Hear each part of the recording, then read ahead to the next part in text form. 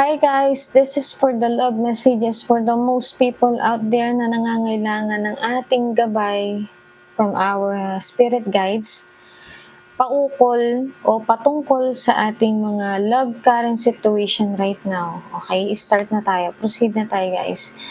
I have here the Hierophant, Eight of Pentacles, and the Wheel of the Year. There will be a ending of the cycle. Kasi parang nandito yung with the Eight of Pentacles talagang kumbaga inanalyze mo maigi yung relasyon na to. Kasi you wanted to make it sacred. Posible din kasi na parang you've been planning about marriage, ganyan. Kasi this is the Hierophant eh. This is about a traditional marriage, ganyan. And then I have here the King of Cups and the King of Pentacles. Wow, may dalawang tao. May dalawang taong involved dito, ha? And then I have here the Seven of Cups and the Judgment card. Wow! Kaya pala, kasi may dalawang tao na involved dito. That's why. Tapos kasi nandito yung parang namimili ka. May dalawang person sa'yo na involved na kung saan namimili ka, guys. Yeah, I have here the King of Cups and the King of Pentacles. Okay, isang tao na very emotional. Okay, and then isang tao naman na wise when it comes to money matter. They are probably ahead of your age, okay? Kung hindi naman mas matanda ka dito, just take what resonate, guys, okay? Tapos, andito rin yung ating Seven of Cups. Yan, namimili ka sa kanilang dalawa. Seven of Cups, kaya, pinaplano mo or iniisip mo, sometimes, nag-imagine ka kung sino yung makakatuluyan mo sa kanila, kaya may Hierophant din dito. Which is, lumabas din yung the Wheel of the Year. And there will be a ending of the cycle na kung saan matatapos na yung pagpili mo kung sino. Kasi nandito na yung the Judgment. Okay, maa-awaken ka na kung sino talaga sa kanilang dalawa. Okay? And then let's see what is the messages for you nitong dalawang person na to. Okay? Tingnan na natin guys ha, para may gabay tayo. Yan. Paukol sa ating mga love current situation. Ayan, naku, kumakalat. So, tignan natin. Ano yung magiging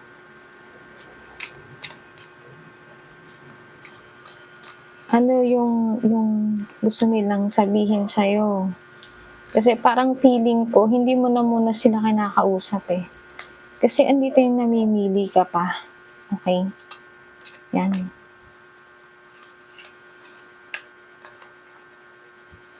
Yeah, okay. Talagang,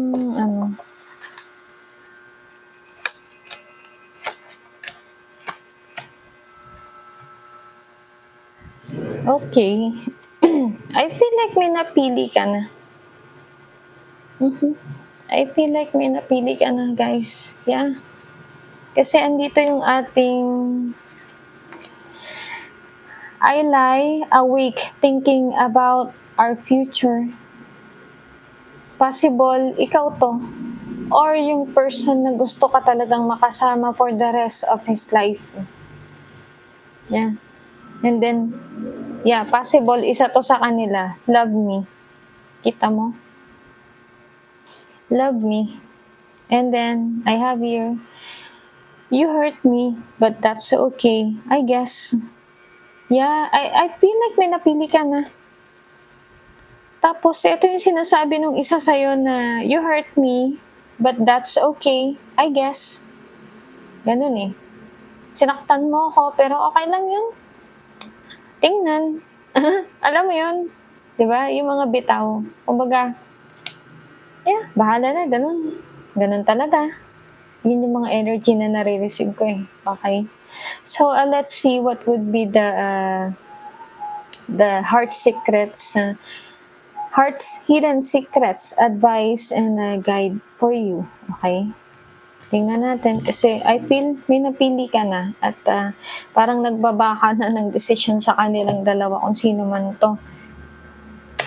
Kung hindi pa man, then malalaman natin dito sa oracle card na to na idodraw ko sa'yo kung ano yung magiging advice. Okay. So, tingnan na natin. Ayan.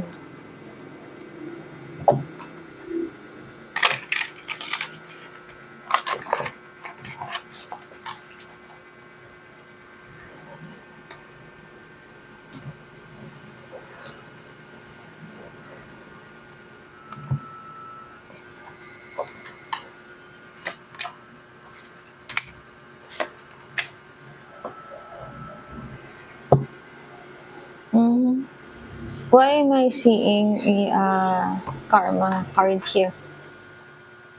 Yeah, let's see. Bakit ganun? Okay. I have here the finality. Okay. Farewell. Finality. Farewell. Leave behind closure. Okay.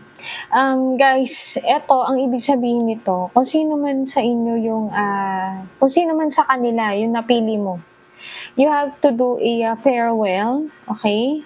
A closure doon sa person na yun. Okay? Kasi, probably, nasaktan din yun eh. Tao din naman kasi siya. Nasasaktan din, okay? Andito rin yung loyalty, trusting, reliability, believing. Kumbaga, umasa talaga siya. And then, andito yung loyalty niya sa'yo nung mga time na nag-getting to know each other kayo. Possible na ganun. Okay? But why am I feeling like this? I feel like, oh no, yeah. And then, I have here the karma, consequences, cause and effect, and debts. Ito yon. Huwag ka matakot dito sa card na to, okay? When we say karma, so, I feel like, dapat alam mo yung consequences, kung sino man yung pinili mo sa kanilang dalawa. Dapat wala kang pagsisisihan, okay? Wala kang pagsisisihan sa huli na sana hindi na lang ikaw yung pinakisamahan ko. Sana hindi na lang ikaw yung sinagot ko. Okay? Ayun, Kita mo yan? Kumbaga, I feel like na parang nagkamali ka ng pagpili, guys. Okay? Kasi I feel like I need to draw the love oracle galing sa ating universe messages. Okay?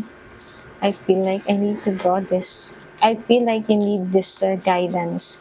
Kasi, I feel like nagkamali ka, guys. Kasi, there is a consequences, cause and effect. I feel like parang natatrap ka dito sa napili mo kung sino man to. Okay, let's see.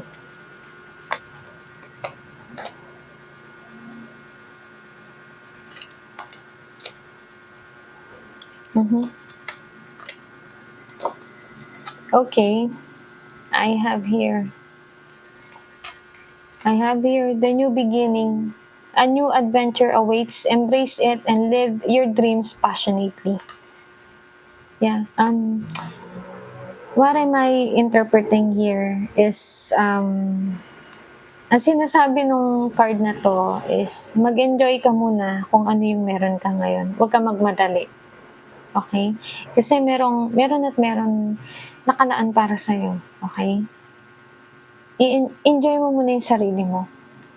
Kasi merong magsisimula na bago. Okay? And then I have here, only time will tell. Yeah. Huwag ka magmadali. Okay? Just take your time. Kumbaga mag-focus ka muna sa sarili mo. Yan ang ibig sabihin ni universe. Okay? Kasi, why? Because I have the twin flame. baka mamaya yung hindi mo napili, yun pala, yung para sa'yo. Okay? Kumbaga, kaya mo napili 'tong isa kasi may karma card, eh. Kumbaga, kaya mo napili 'tong isa kasi merong dapat ipaintindi si universe sa'yo na hindi ka dapat nagmamadali sa pagpili. Hindi mo dapat minamadali yung sarili mo, okay? Kasi when it's really meant for you, it will always, come back to you. It will always, be with you, okay? So, no matter what, kung sino man 'tong napili mo, kung hindi kayo talaga nakalaan para sa isa't isa at para ka talaga dun sa isa, magiging kayo at kayo. Yun nga lang, there is a matter here na kung saan kailangan kang turuan ni universe para sa iyong kaunting lesson na hindi dapat minamadali ang mga bagay-bagay. Okay? At yun lang guys. What else? If you want a personal reading, you can just direct message me here in my Facebook account and then ask my admin team for the pricing of the personal reading. Yes, may bayad po ang pagpapa-personal reading guys. Okay? At yun lang po. Mag-ingat po tayong lahat. God bless and good luck.